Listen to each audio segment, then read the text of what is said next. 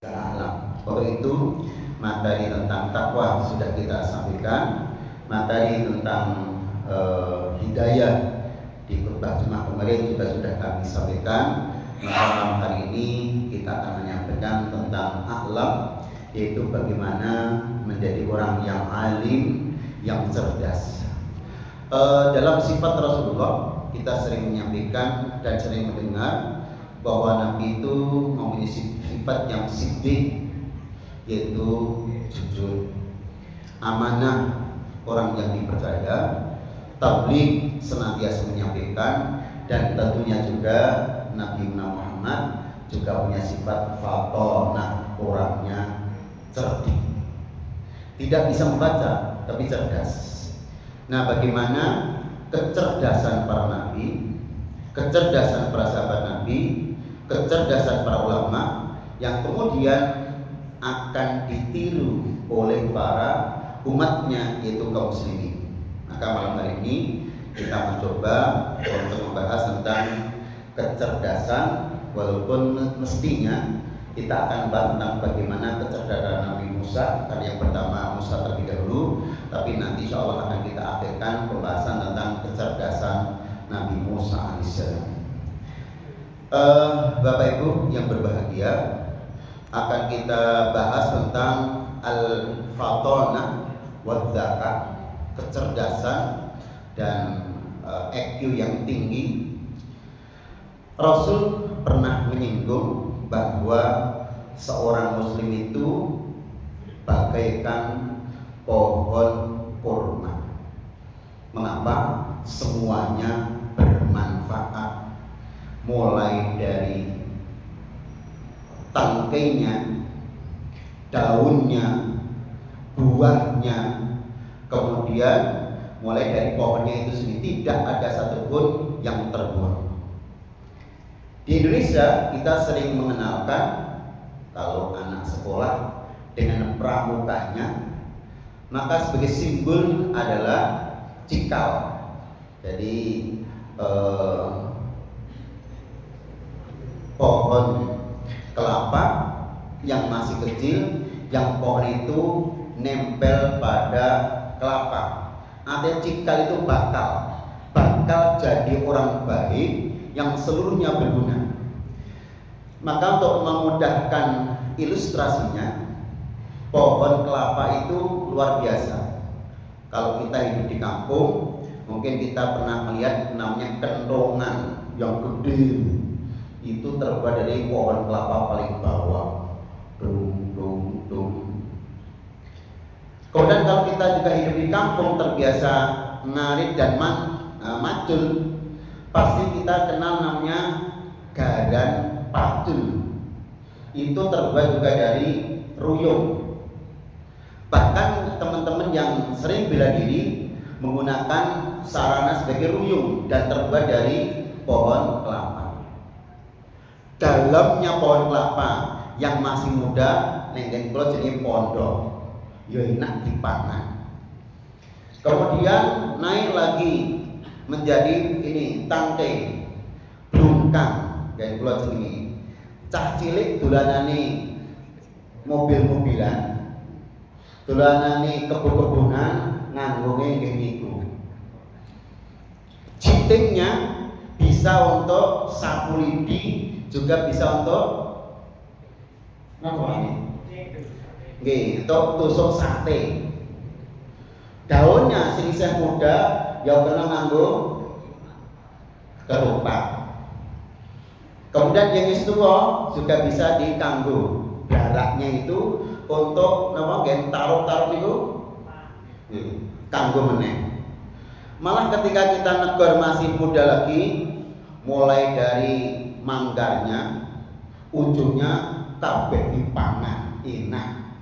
Tidak ada satupun pohon kelapa yang terbuang. Itulah Rasulullah mengumpamakan orang muslim yang komplit sempurna itu semuanya berguna, tidak ada yang tidak berguna.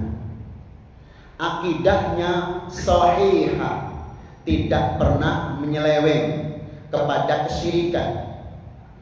Ibadahnya sahihah, senantiasa mencontoh Rasulullah SAW. Akhlaknya karimah, sebagaimana Aisyah menceritakan suaminya yaitu Rasulullah, kana khuluquhul Quran.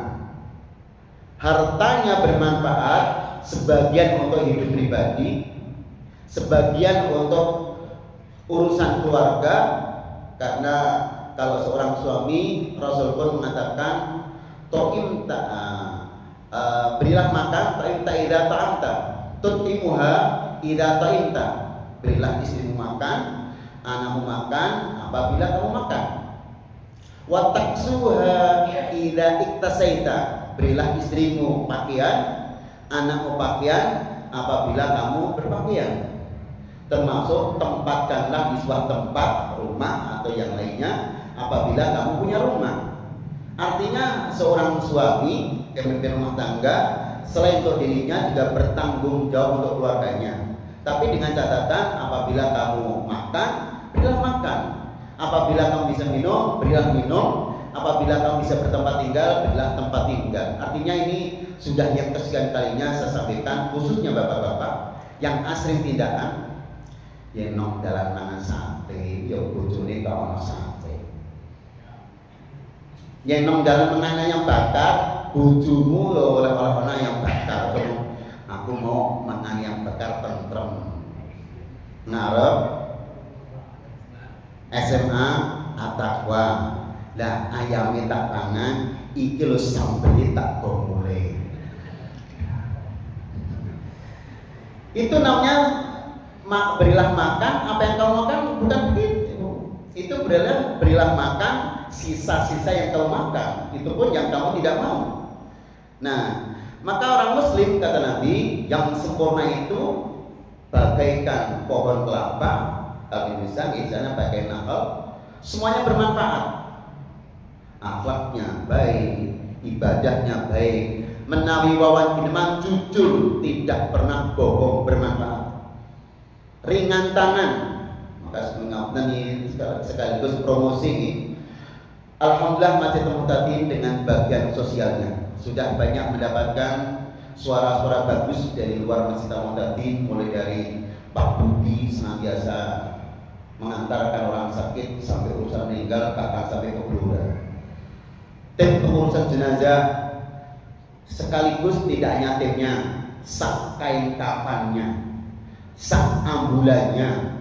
Cuman yang masih diinginkan dari masyarakat, boleh iso nanti penguburannya sing bayar masjid. Insya Allah ke depan. Insya Allah. Misal begini, beberapa hari yang lalu kita sudah komunikasikan di Polkarto misalnya, tapi kita akan merekomendasikan kuburan-kuburan yang memang kuburan Muslim. Untuk Polkarto kita sudah kerjasama dengan Bapak Haji Sutoyo. Yang utara jalan itu adalah semuanya total wakaf dari Bapak Haji Sutoyo. Semua Muslim warga Cemani boleh dikubur di sana. Ambulannya menggunakan ambulan Pak Toyo juga Grand Max 2022 yang sudah diwakafkan ke Forsitama. Begitu, wakaf memang begitu. Yang selatan jalan itu baru dari dulu yayasan yang dikelola oleh teman-teman yang ada di Pasar Minggu. Jadi kalau perlu kan dari mulai tim kecil sampai besar, penguburannya di mana, totalitas yang ngurusi masjid. Wah, ini luar biasa. Orang Muslim itu semuanya berguna, tidak ada sesuatu yang tidak berguna. Jangan membebani kepada orang lain, jangan menyakiti orang lain. Ini yang pertama, kata Rasul. Ternyata Rasul itu cerdas untuk mengumpamakan umatnya agar tidak nyenggol kanan kiri muka belakang, sahabat atau keluarga. Wong Muslim itu sempurna, buh keluargaku, buh tanggaku, yang ini gitu. Jadi tidak takyin sahsi, tidak menyebutkan orang per orang. Ini pertama. Kemudian yang kedua,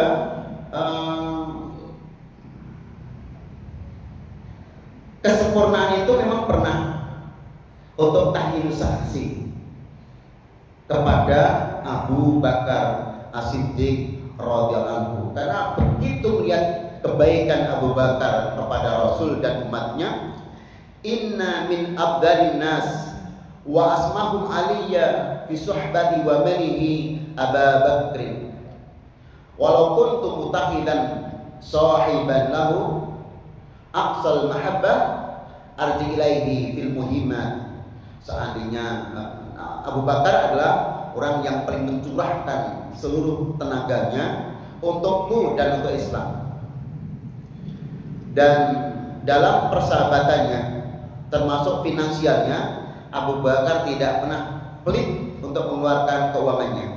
Seandainya aku boleh menjadikan kekasihku sebagaimana Allah menjadikan Ibrahim sebagai kekasihnya, akan aku jadikan Abu Bakar sebagai kekasihku.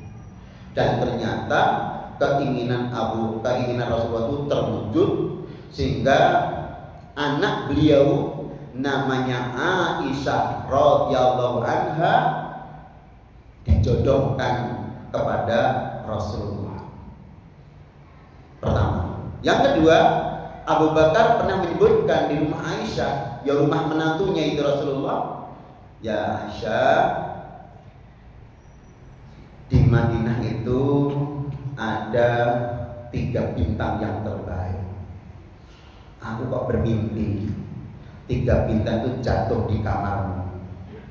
Suatu saat yang jatuh pertama kali suamimu, yang kedua adalah aku, yang ketiga adalah Umar bin Khattab. Aku berharap besok 3 bintang itu berada di kamarmu semuanya. Apa yang diimpikan Abu Bakar terdengar sahabat yang lain, maka betul Rasul meninggal terlebih dahulu, disusul Abu Bakar, disusul Umar bin Khattab, dan kamar Aisyah yang di belakang Masjid Nabawi itu, dekat dengan Rasulullah itu, menjadi makam Rasul, makam Abu Bakar, dan makamnya Umar bin Khattab. Tidak hanya menjadi sahabat di dunia, tapi sahabat di kuburan. Itulah mengapa seorang muslim sebaiknya di kuburan muslim, karena masih bersahabat di kuburan, bersahabat juga di kuburan. Ini pertama tentang keistimewaan Abu Bakar yang disebut secara ta'yin saksi, sementara sahabat lain hampir tidak pernah disebut namanya. Qala Ali bin Abi Thalib, Ali pernah menyebutkan, ternyata keyakinan, keimanan itu muncul karena 4 sebab. 1. Tafsiratul fitnah, jadi fatona, jadi kemampuan dari kecerdasan otak seseorang. Yang kedua, kalau otak sudah cerdas, maka mampu memberikan tafsiran, mampu memberikan takwil. Ketika dia sudah memberikan takwil, maka bisa mengambil setiap pelajaran yang didapatkan, baik pelajaran itu berupa sejarah, kejadian-kejadian yang telah berlalu, maupun mempunyai firasat atau insting atau feeling kalau sesuatu akan terjadi. Itu mampu seolah-olah itu belum terjadi, tapi feelingnya itu 75% betul feeling. Maka yang terakhir, setelah feelingnya bagus, ternyata feeling itu muncul belajar dari sejarah-sejarah yang pernah terjadi. Apa akibatnya ketika seorang itu melakukan keburukan? Jatuhnya buruk juga.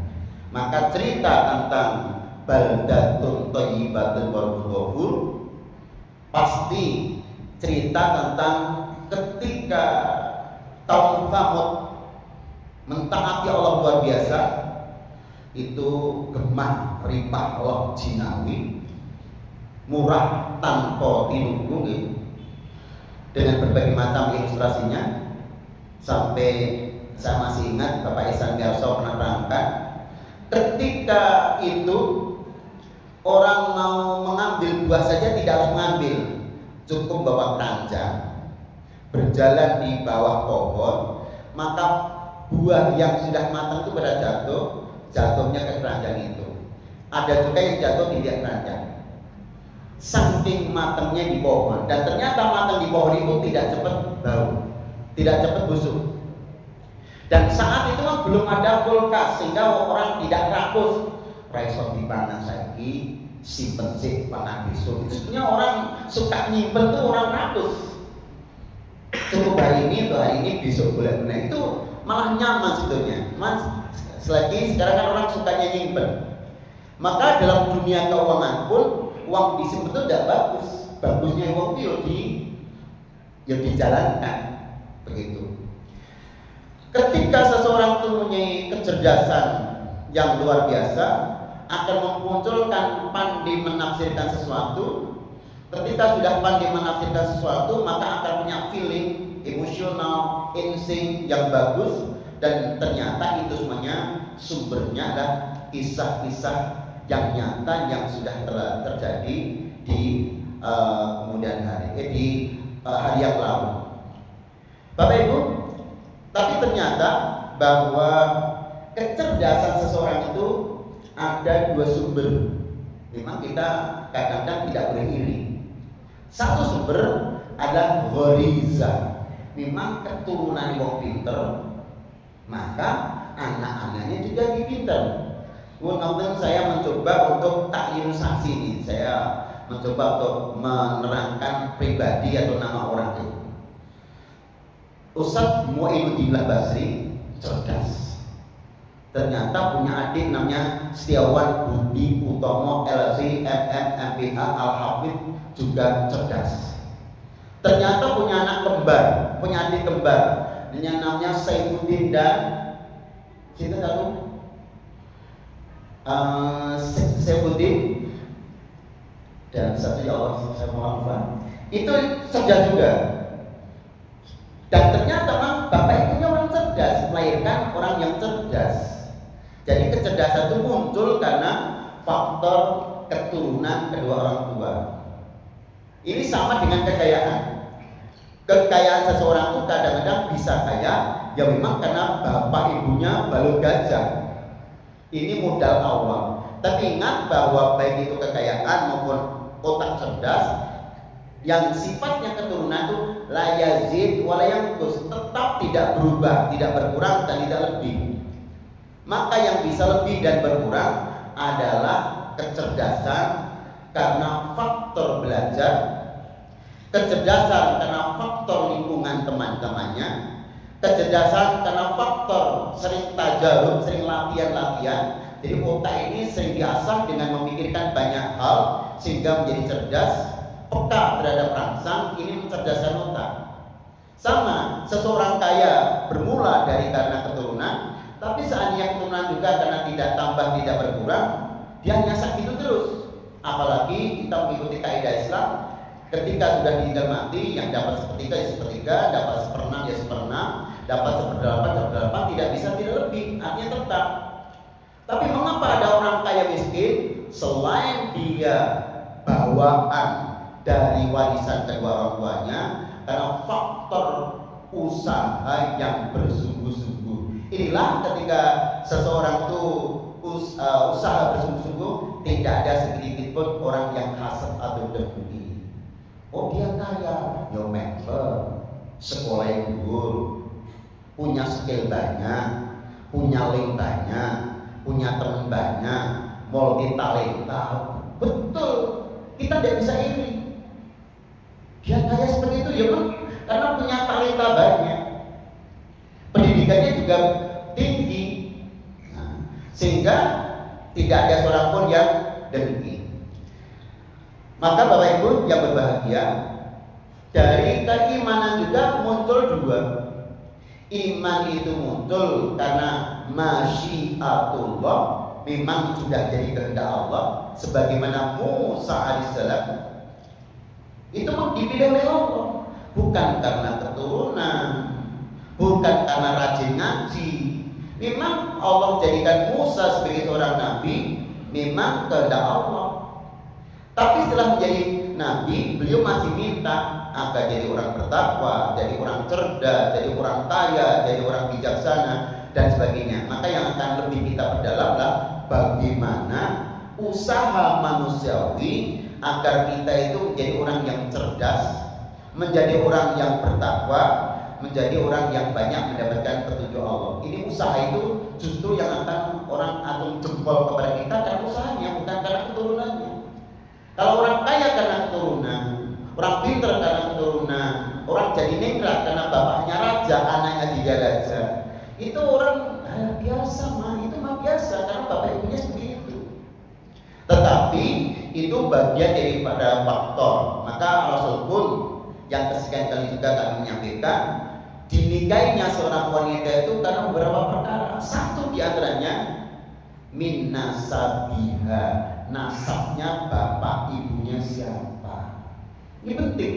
Orang mau ayune bagusi, orang mau sugih melarati, orang mau agamani, tetapi juga nasab itu penting untuk dibicarakan. Maka untuk menanyakan anaknya siapa, bapakmu jangan rene, itu penting.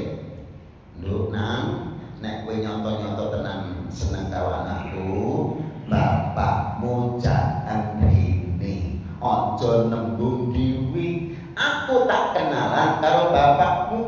Itu akhirnya kan kita saling mengenal nasabnya, itu anak siapa. Oh betul-betul anak yang sah, bukan anak kolong jembatan. Itu penting.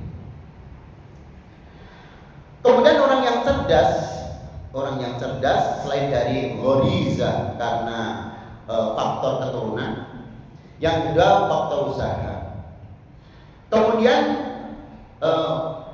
karena jana sababus, kemudian kita belajar mengapa malaikat itu sujud kepada Adam. Apa hubungannya dengan kecerdasan? Jadi ceritanya begitu Allah menciptakan takdir terlebih dahulu 50 tahun sebelum Allah diciptakan, Allah sudah berikan takdir kepada kita semuanya. Setelah 50 tahun baru Allah menciptakan langit dan bumi. Setelah itu Allah menciptakan malaikat. Setelah itu Allah menciptakan jin, di antaranya ada setan. Setelah itu Allah baru menciptakan manusia. Sehingga manusia itu lahir, ada Adam Hawa itu jauh setelah jin dan jauh lagi setelah malaikat. Tapi mengapa malaikat disuruh fasjudu kepada Adam? Fasajadu, maka para malaikat pun bersujud kepada Adam, ila iblis, kecuali iblis. Maka iblis aba wastakbaro, enggan untuk sujud, aba, enggan, wastakbaro, kemudian merasa gumedi dengan mengatakan khalaqtahu min tin wa khalaqtani min nar, kau ciptakan dia dari tanah sementara kau ciptakan aku dari api. Yo, tinggi api lah levelnya, itu tidak level. Mengapa kami harus bersujud kepada orang yang tidak selevel dengan kami? Sementara malaikat mau bersujud, sedangkan malaikat itu diciptakan oleh Allah dari cahaya. Tetapi sujudnya malaikat bukan sujud untuk menyembah kepada Adam, tapi ketaatannya kepada Allah pertama. Yang kedua, menghormati penduduk baru, yaitu Adam alaihissalam. Ini penting. Nah, jadi kalau ilmu keluarga, ini panjenengan begitu nikahnya anak, nanti kan keluarga jenengan tambah mantu minimal pertama. Yang kedua tambahnya pisang yang kedua.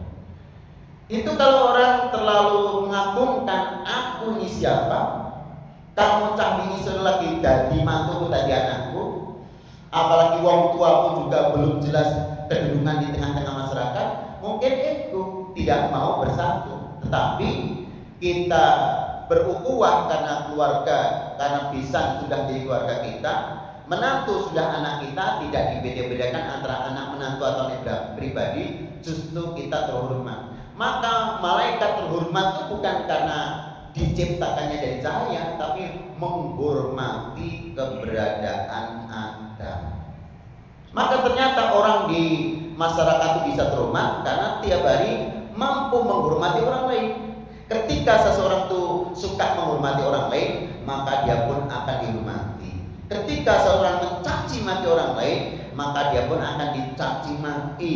Ketika seseorang mendolimi orang lain, dia pun akan didolimi. Maka dulu sudah kami sampaikan ya tentang sahabat Nabi dari Yaman yang datang ke Masjid Nabawi untuk membunuh Rasul. Apa oleh Umar?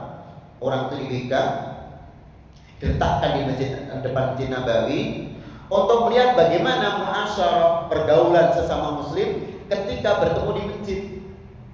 Maka awalnya sudah ingin membunuh Rasulullah, tapi begitu melihat orang muslim itu, kalau ketemu orang muslim yang lainnya saling salaman.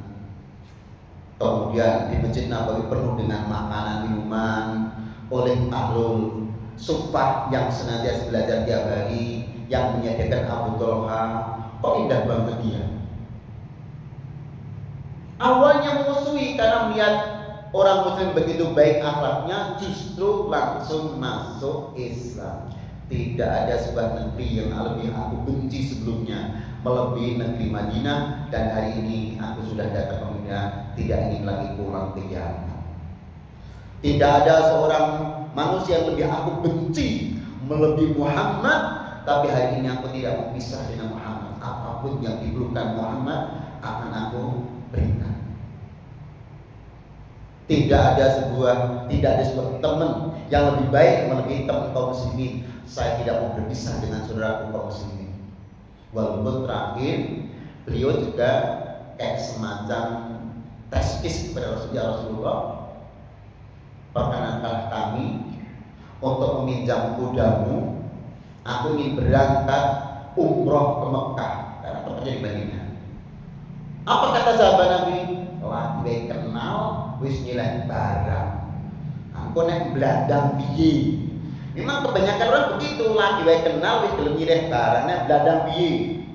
Tapi Nabi senantiasa husnudon kepada orang lain, tidak sudon. Tidak apa-apa, pinjamkan saja.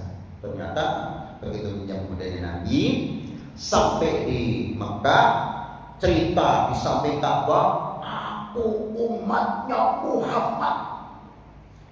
Aku hari ini sudah masuk Islam dengan bersyahadah di Masjid Nabawi. Siapa yang menentang Muhammad berhadapanlah denganku.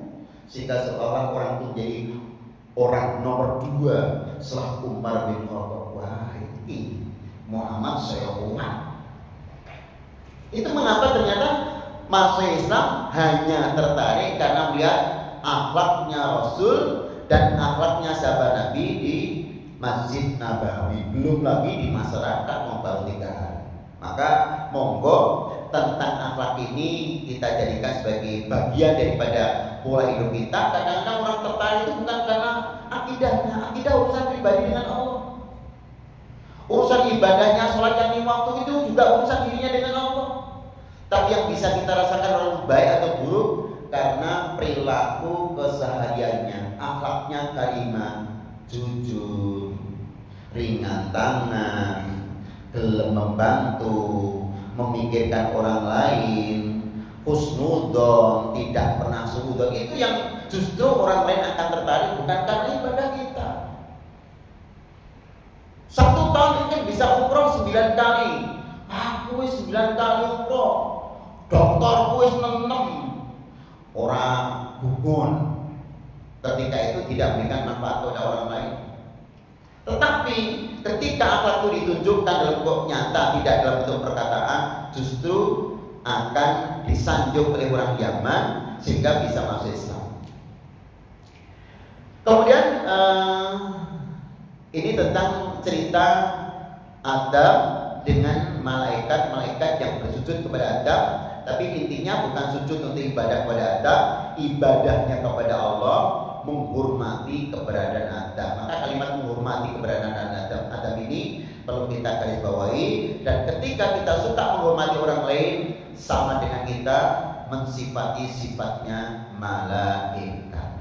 Ini tentang sujudul malaikat, sujudul takrim. Nah, oleh Rasulullah itu diceritakan kepada umatnya, biar kamu tidak ikuti aku, ikutilah cara Adam, ikutilah cara Allah mengatur agar Adam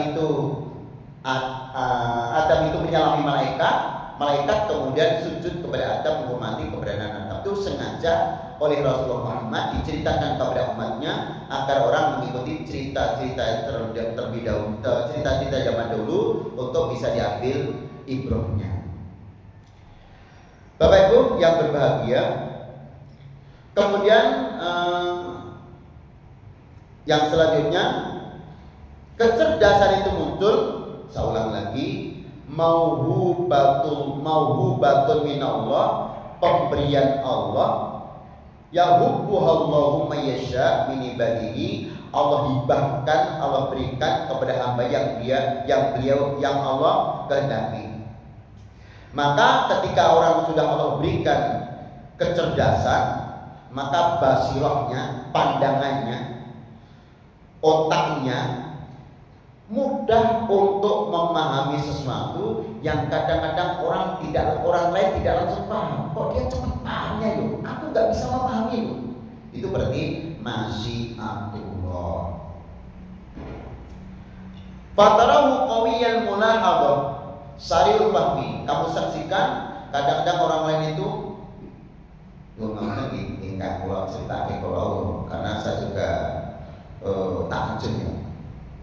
Pak Muhammad, saya cerita Budi Setiawan itu memang tahajud. Namanya kan Budi Setiawan, diganti dari Wali Atmauddin Al-Kamali. Jadi absennya itu dari B menjadi W. Nunggu absen dipanggil Abdullah Badawi C Khairuddin, nama dia kan W terakhir. Nong omah rasinau, nong kamar rasinau, sinau ini mau menunggu absen siapa dulu.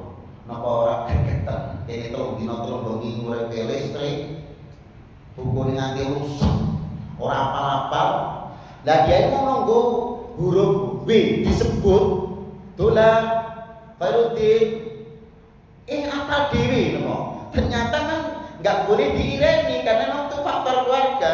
Maka orang namanya itu sariul fahmi, sariul basirah.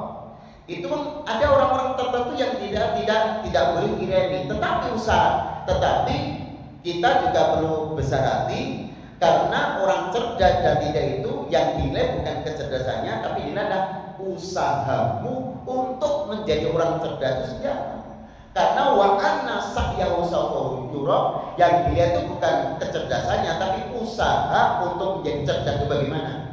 Belajarmu, pengulangan materi-materimu, namanya murojaah atau tahfidz, setoranmu kepada ustadzmu, kemudian diuji, tidak hanya satu orang tapi beberapa orang dengan ujian yang berbeda-beda tapi mampu semuanya. Nah itu semuanya dzalika fadlullah yu'tihi may yasha wallahu dzul fadlil azim. Yang seperti itu adalah fadilah Allah yang diberikannya kepada siapapun yang dikehendakinya, dan kita tidak boleh iri kepadanya. Ini tentang kecerdasan yang muncul begitu saja karena satu fadilah dari Allah, juga mungkin karena keturunan kedua orang tua kita.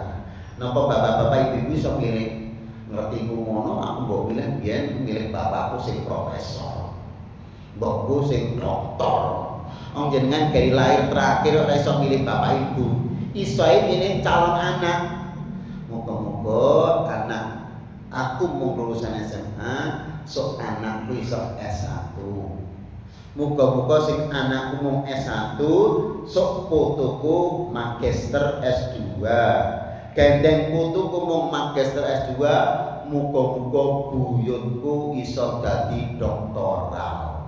Yen buyutku mung dadi doktoral, muga-muga anake buyutku sok dadi profesor. Nah itu bagus.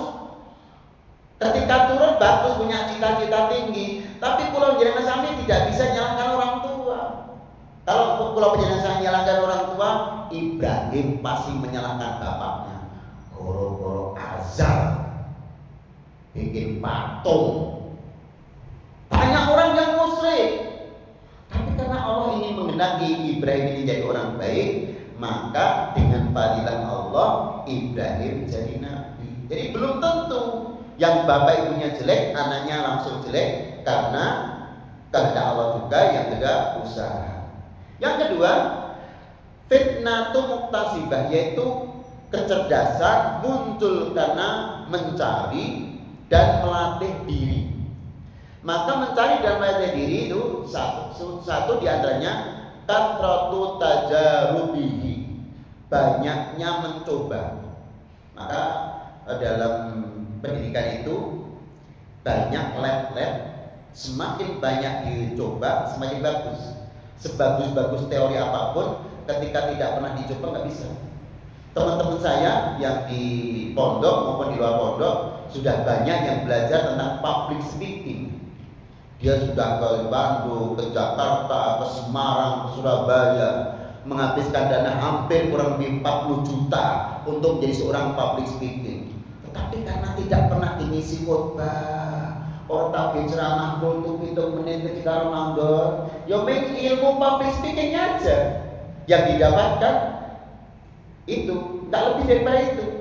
Maka selagi kathratu tajarub, banyak praktik itu penting.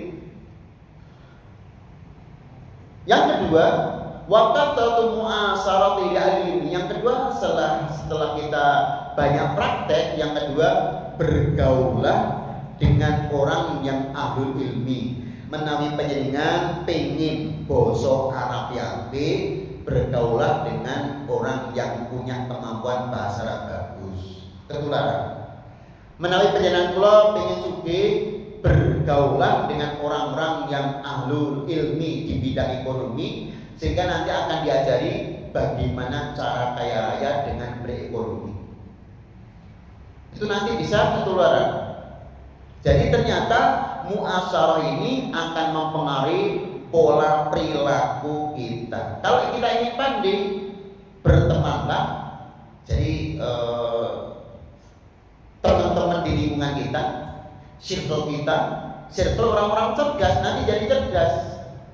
Kalau kita pengen, ya pengen kuat, jadilah satu teman-teman yang kuat. Di sini teman-teman di fitness, teman-teman yang goes, teman-teman yang ahli olahraga, begitu. Karena itu semuanya adalah saling mempengaruhi. Maka orang itu akan terbentuk karena faktor teman. Inilah mengapa kita senantiasa bicarakan ketika teman-teman kita di masjid, ya pola perilakunya seperti orang-orang masjid. Ketika kita suka teman-teman di perempatan, ya pola perilaku kita seperti orang-orang perempatan, dan sebagainya dan sebagainya. Maka ada dua tadi kita ulang. Al-aqlul gharizi, kecerdasan yang muncul karena faktor keturunan. Yang kedua, wal aqlul muktasib, kecerdasan yang muncul karena kita mencari. Sementara yang kita usahakan hari ini mencari, karena kalau kita senantiasa berbicara tentang keturunan, mestinya bapak ibu terus. Bapak kok SKW lulus, begitu terus. Nah, bapak miskin, bagaimana apakah jadi kaya? Nyalahin bapak ibu karena miskin. Coba lah bapak ibu sukses, aku akan sukses. Bapak ibuku pinter, aku lah pinter. Bapak ibuku jadi orang ningrat, saya pak ningrat. Rojo, aku jadi rojo. Gak bisa nyalakan bapak ibu. Terakhir, karena jam 7:05, sebelumnya sudah ada terakhir. Ada sebuah perkataan, al-aqlu yang qasmul qismaini. Akal itu terbagi menjadi dua. Qismun layak baru ziyadah wa nuqsan, yaitu bagian pertama, ilmu itu atau otak itu tidak bisa berkembang dan tidak berkurang. Yang kedua, bisa berkembang dan tidak berkurang. Yang awal namanya gorizi, akal, otak muncul karena faktor keturunan, tidak bisa berkurang dan tidak bisa bertambah. Maka yang bisa berkurang dan tidak bertambah ada ilmu yang kita cari, sehingga mencarinya bagaimana? Allah sudah menjadikan otak. Otak itu disertai dengan panca indera dan penglihatan, menjadi alat informasi mencerdaskan otak, telinga, kemudian perabaan, kemudian pengecapan. Ketika itu semakin dipakai, maka otak semakin terasah, maka akan semakin cerdas. Maka watak sulu ziyadah bikathrati tajarub wal waqa'i, maka dikatakan akan bertambahnya, berhasil tambah terus dengan banyak mencoba dan banyak membaca. Maka ketika ada syekh yang cerdas, itu berarti kemungkinan dua, satu faktor keturunan, yang dua adalah faktor usaha. Maka kedua-duanya ini bisa kita bentuk kepada anak-anak kita, tidak bisa naik tapi bisa turun. Cerdaslah kita agar anak-anak kita jadi cerdas. Biasakanlah yang baik, anak-anak kita akan membiasakan yang baik. Itu saja yang kami sampaikan. Karena kalau kita nyalakan orang tua tidak akan selesai. Tapi jadilah orang yang cerdas, so anakmu bendo dadi pinter. Jadilah orang yang kaya, so anakmu ben dadi wong sugih. Jadilah orang yang punya banyak pengalaman, so anakmu pengalaman-pengalaman. Ini semoga faktor baik ini turun ke anak. Yang kedua, anak berusaha dhewe ben pinter carane piye, ben sugih carane piye, ben terhormat carane piye, itu tergantung anak. Maka orang tua bisanya membimbing dan mengarahkan. Demikian yang kami sampaikan, tidak ada harapan lebih kita kepada Allah. Semoga yang pertama kita ditakdirkan dengan takdir yang baik. Yang kedua kita usaha, semoga usaha kita menjadi orang baik itu diberikan arahan-arahan, bimbingan-bimbingan, dan setelah itu kita diberikan keistiqomahan untuk tetap berada di jalan yang benar. Katen pilih wonten kalpatan dihubungi Mas Ami. Assalamualaikum warahmatullahi wabarakatuh.